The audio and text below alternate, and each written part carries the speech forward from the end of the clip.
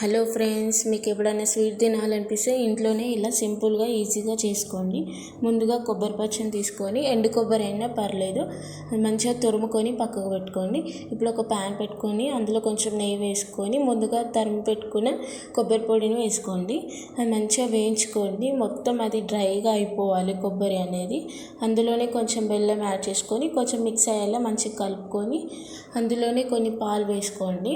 కొన్ని వాటర్ కూడా యాడ్ చేసుకోండి. అలాగే వాటర్ క్లిప్ మిస్ అయింది నా వీడియోలో. మంచిగా పాలన్నీ మిక్స్ అయ్యాక 2 ఇలాచీలు వేసుకొని మంచిగా కలుపుకోండి.